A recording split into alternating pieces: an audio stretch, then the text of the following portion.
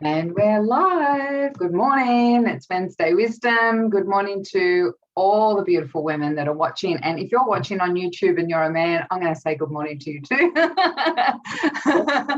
So it's Wednesday, so we're midweek. And, if you're someone that just rolls with the punches, then it's just another day, right? But if you're someone that is dedicated to creating a result in your life, then this is a checkpoint. How's your week going? What are you up to? And are you on track? So perfect timing to speak to my gorgeous sister Brenda, who we've been spending lots of time together, haven't we? Yeah, I'm sure our cycles would be, syncing at the moment if I actually had one. Yeah, me too. I don't have one anymore anyway.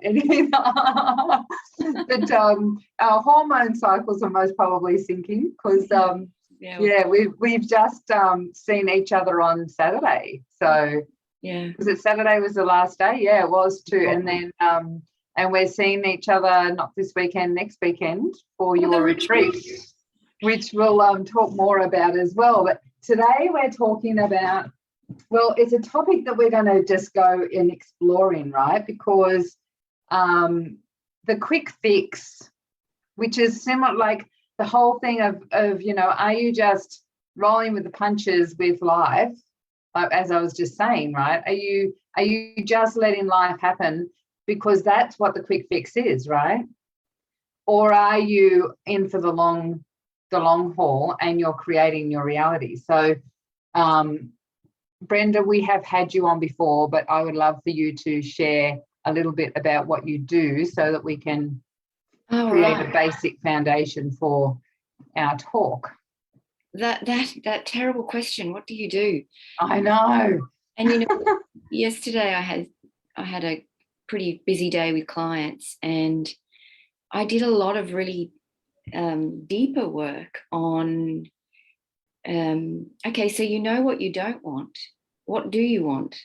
And I find a lot of women struggle with that, so we want to lose weight, we want to be successful, but that's too vague and ambiguous. And mostly that, and like losing weight, comes from a mind perspective, thinking, I'm not happy, I don't have what I want, I need that XYZ, lose weight, whatever, be rich, whatever, in order to be happy.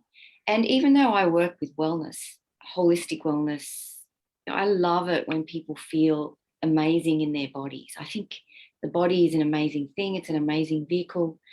And if you eat well, the absolute fundamentals of eating well and resting and the movement, finding your flow in movement, finding your flow in food, finding your flow in that whole energy and rest and yang and yin dynamic, and then our spiritual purpose and all those things that make us want to wake up in the morning.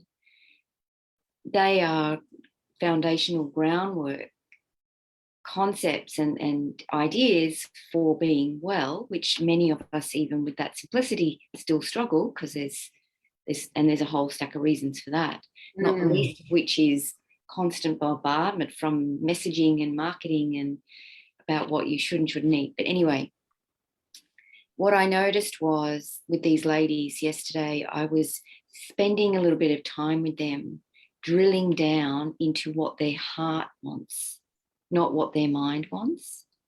So that takes ages. Because if I asked you, Liz, or if we ask one of the ladies in the audience, what do you want?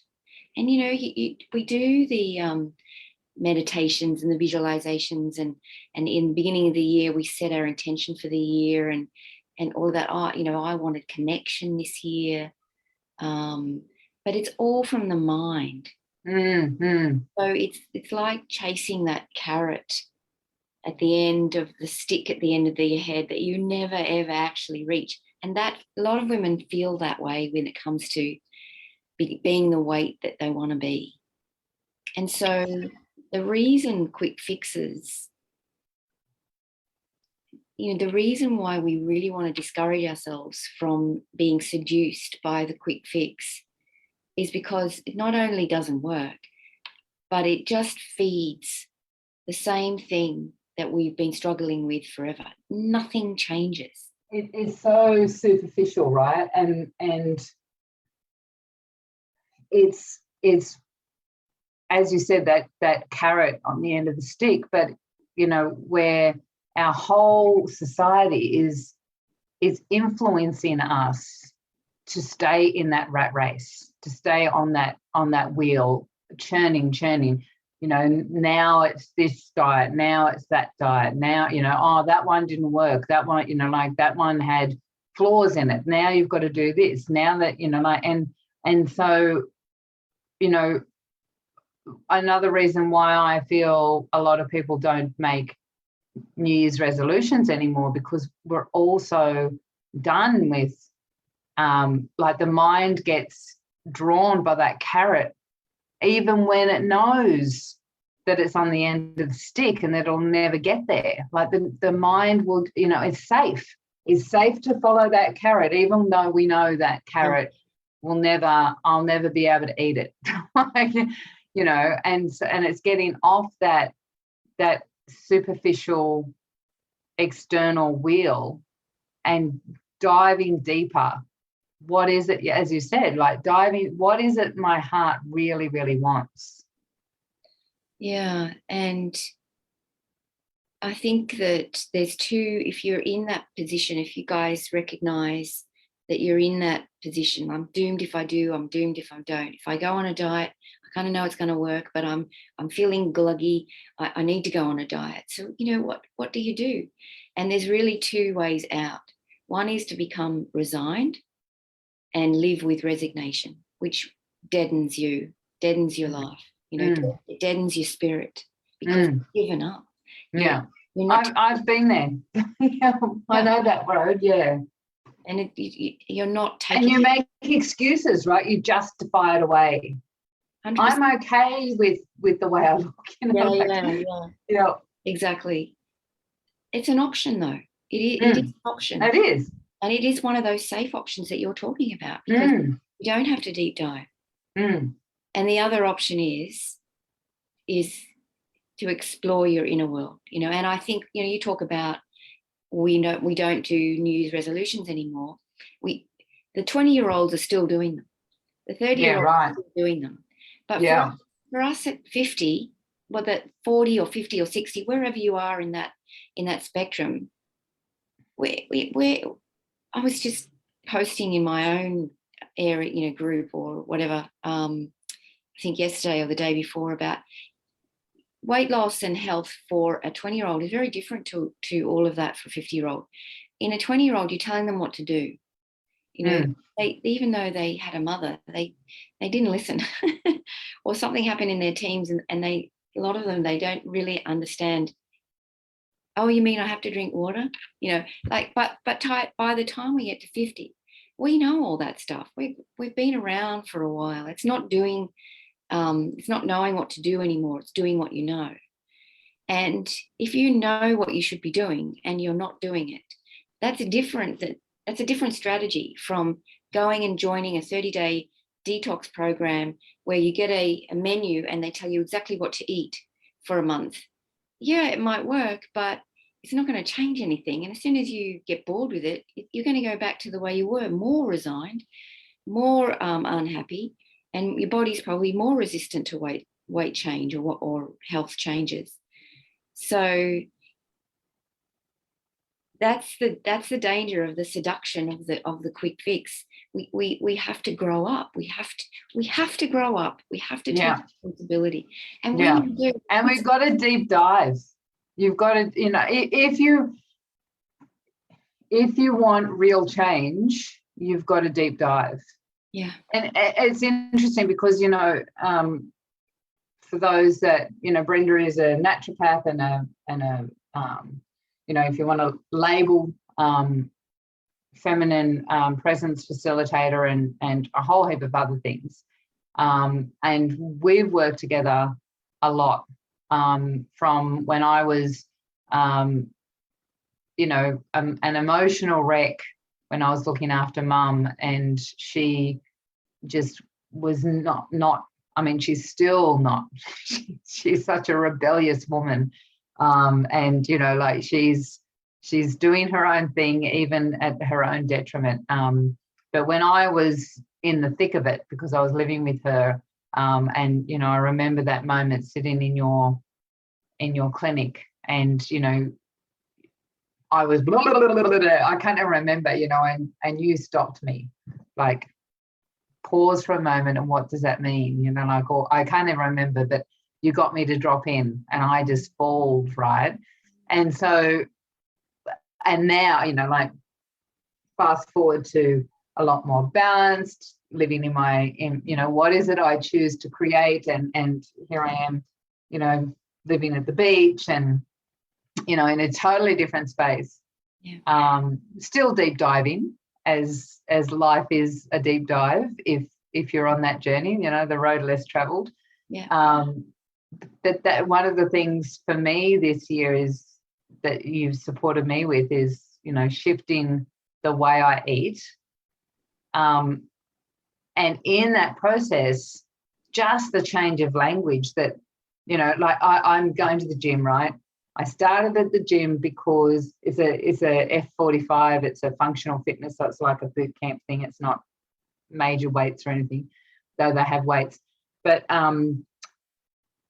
I started at the gym because there was a 60-day challenge on, right? Got a thing in the paper, in the letterbox or whatever. I'm like, I want to go to the gym, I'll go to this one. And there was two options. If you're going to do the 60 days, it's this much money a week. And if you're joining the gym, it's this much. And I remember the moment she said, so which option? And I looked at her, and this is the language change with the diet, with, or the change in food, not a diet, but the change in food. This is a lifestyle change for me. It's not the quick fix. And just that language to be telling my subconscious that, no, this is not something that I'm doing to lose weight, to get fit, because then there's an end result, or not an end result, an end time frame. There's a start and a finish to it. And even that change, like I remember her smiling at me, like when I said, yes, I'd like to win the $10,000, but this is a lifestyle change for me. And hearing myself say it, as well as, that's for my subconscious. This is not a quick fix for me. And this is why I know that it's been lasting so long, and it's been progressing the way it has. And I'm not going to go back, because I'm making that decision for myself, not outside of myself to look a certain way or to be a certain person or whatever. It's I choose when I'm 80 to still be able to walk with my grandchildren, or whatever it is that I'll be doing at 80 years old, right? Yeah, well, it comes from a very different place. And I'm sure with all of your knowledge, you would be able to identify the difference energetically between a short-term fix, quick fix, and a long-term strategy. They feel very different in the body. And that dropping down into the body, or deep diving that you're talking, it is coming down into the body. And if you sit back and go, why do I want that 30-day quick fix? It's usually because I feel crap about myself. And that we know from Esther Hicks and Abraham Hicks and the law of attraction, and we know from all of those things that your energetic state is what's creating your reality. So if you're in a state of, I suck, I'm fat, I'm unlovable, and then just putting a band-aid of I'm going to lose a few kilos doesn't work. And so what I love about giving up the quick fix and doing the long game is that you have to rediscover the self-love, and doing, like I can hear from your example that you chose you were choosing your lifestyle, but it was coming from a place of I'm worth it. I love myself. And that's a very different energy from which to create your life. Mm. And so that's the work that you do and I do it around wellness. And because wellness can be a portal or an adventure into that self-discovery. And what I'll just add on to that also, Liz, because you mentioned your mum, and I'm not quite at that age, but death fascinates me, and getting older fascinates me. And I know there's me too, actually. Death doulas in the world. And many, many years ago, I listened to this channeled information, which I've still got. It was similar to Esther Hicks, but a different one. Lazarus was. And he talked about how before we can leave this plane, we have to release all the unfinished business. He had such a funny accent, and it oozes out of your body. Something, he'd say it like that. And it's, your mum she's processing, she's releasing. She can't go with all that stuff. Yeah. So yeah. And she hasn't done her work. Yeah. No. So not at all. Not at all. And I don't think she's consciously aware of it, but I know that I know from conversations that she's scared shitless basically of death. And we have had conversations about it. I try my best to bring peace to her around that. She doesn't believe that she believes in anything after life, though she's, just from our conversations, I know that she's got that ingrained, there's going to be some sort of judgment day. And she's scared shitless of the judgment day because she hasn't done her work here. And I get that, and we're all doing it now, but I think it escalates as you get older. You're doing that reflection on how well have I lived my life. How have I done on the scorecard? And I think that's, like, you're talking about Wednesdays being your check-in day. I think that's amazing. That's great, because it needs to be Wednesday. It needs to be midday every day. It needs to be midlife. It's a good, not from judgment as in let me make myself feel worse, but how am I doing? How am I doing this week? Am I loving someone? Am I being kind? Am I being kind to myself? Have I forgiven something? Have I given up a judgment? Am I being present? Am I being present? Or am I in my mind? Yeah. Taking care of myself. Am I? Yeah. Am I being influenced by all the social media? Am I being influenced? All of the. So here I am with this lifestyle commitment, right? And you go to, you go to, if you watch TV and the ads and going to the petrol station and there's, signs, buy one Mars bar and get another one for free, or whatever it might be, and you think, oh, that's a great deal. Now I'll take them home and put them in my cupboard for when I feel peckish, right? But you're being influenced outside of yourself because your commitment to that presence, to who do I choose to be, is not that person that has that store in the back in the cupboard just in case. Well, it's funny because there's one of the ladies I had yesterday, she confessed, because I like to create a very safe space, and but it feels like a bit of confession for people. She'd gone out late in the evening, like 8:00, and then they'd had to get petrol on the way home, and she'd come out the petrol station with 2 Magnums, right? One for her, one for her husband. In fact, I said to her, "Oh, did you eat both?" She said, no, it was for her husband. But using willpower won't stop that. No.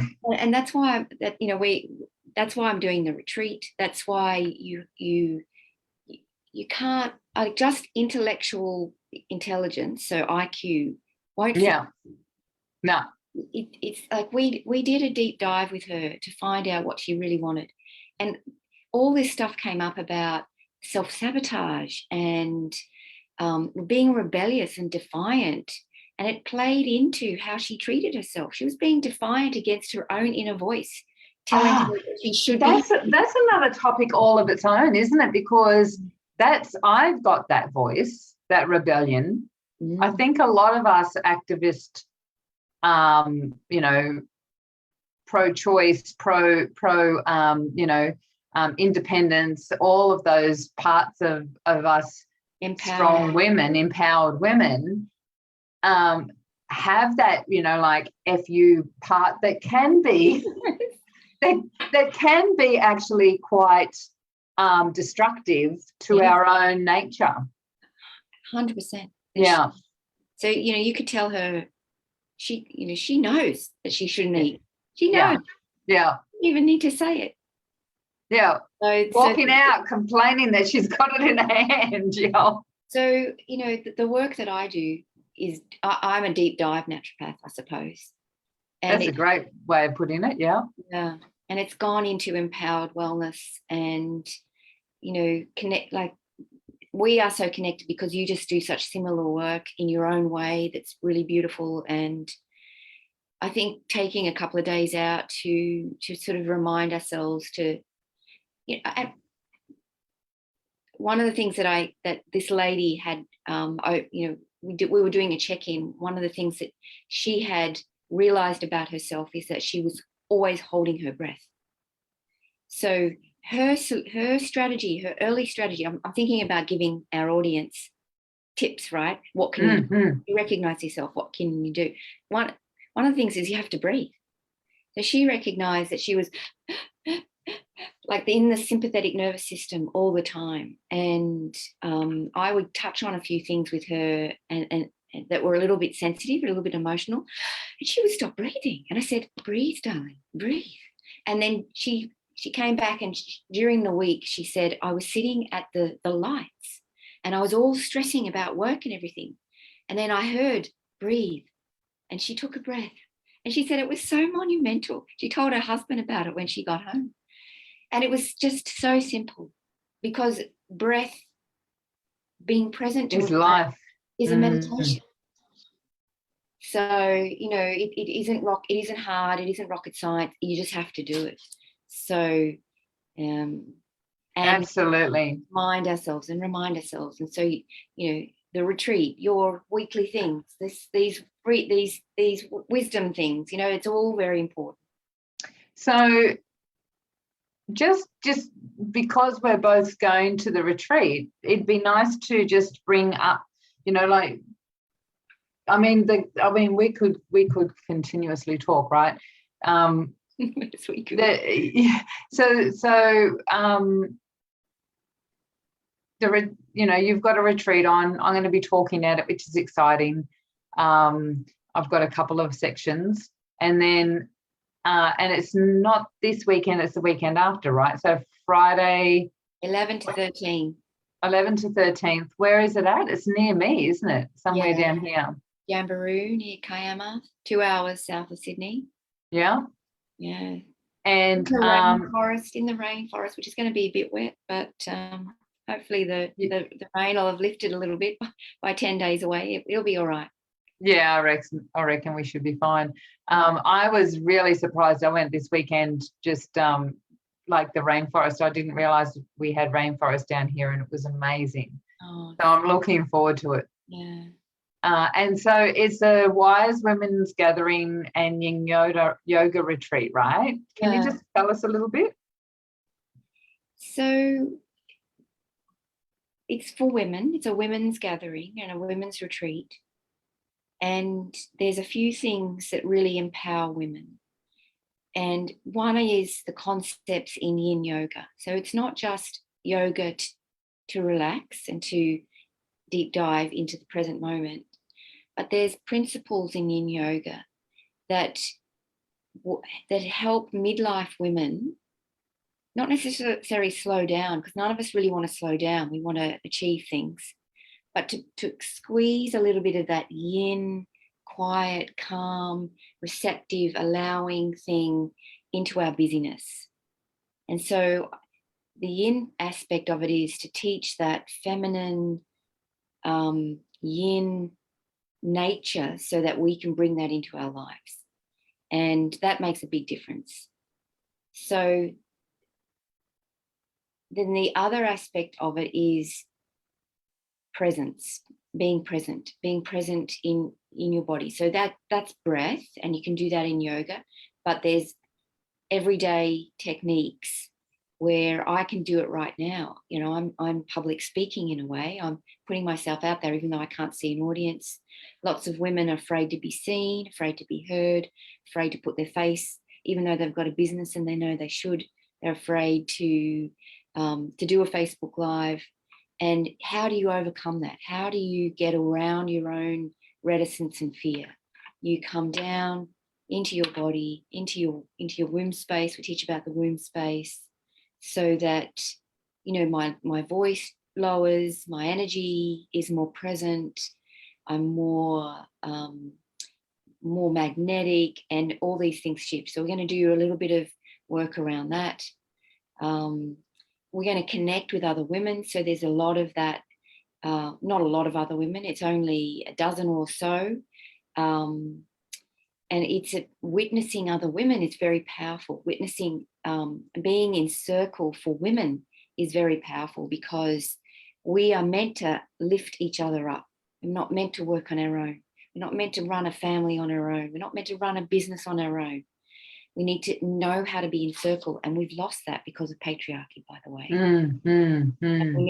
We need to find that again. And some of the ladies who are coming, I had one lady yesterday, she said, I just want to be listening. I want to be the person who listens to someone else. I want to create that space for someone else. Like, how gorgeous is that? And then the feminist, women's history, women's spirituality, feminist history, fascinating stuff, gives it a context for where we are on the journey, and also helps us touch in with maybe those questions about what should I be doing with my life, you know, what career is going to make me happy, or what job is going to make where can I put my efforts now for the next 20 or 30 years? What do I want to do that's contributing and giving back? So that there's a conversation that we can have around that helps bring in some new concepts that open people's mind, open women's minds to a whole different perspective on what their contribution is and their value for the next stage of their lives. And so we've all been on a screen. That was one of the things that I loved about this weekend just gone, is actually seeing everyone and being able to sit, hug, sit and hug and sit and have dinner together and having great conversations, and there's a different process altogether, right? So I'm really looking forward to this weekend. So there's only a small amount of people, like spots left.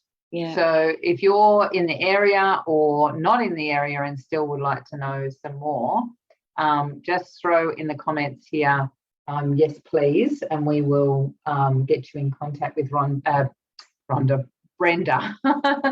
so that you can see if there, I think there's only two. Spots two more. left. And one is a reduced price, because we need one more person to fill a triple room. So we do have a really reduced price one, and then there's you could do a share room with two people.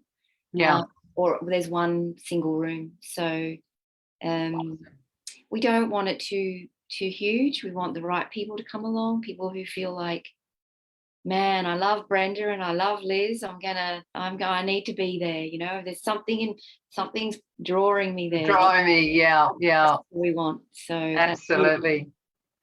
And so, Brenda, one of the things I'm getting into the habit of doing, still not quite there, but I just remembered it. At the end of the Wednesday Wisdom, I ask, what's the What's the best piece of advice that you've ever been given? Or that you remember being given?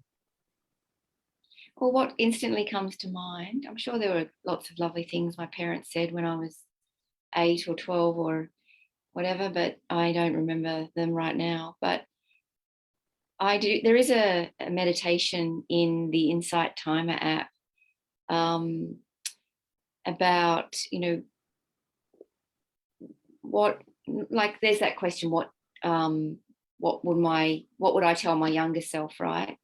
And it's something like that, but it's more like, if I was, young again, what should I know? And it really was to go within for the answers rather than to look outside.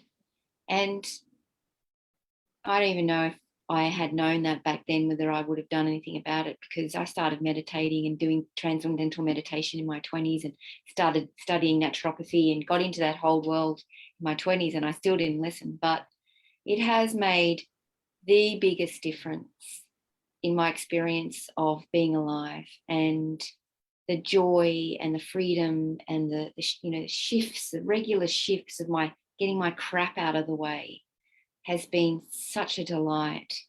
That awakening and opening has been the best. That has been the best advice anyone could ever have given me. So, and that's what I give myself now as well when things get a bit tough. Yeah. So beautiful. It is. It's go within, right? And that's the depth in life. It's being aware of, what is it I truly want? Is this what I truly want?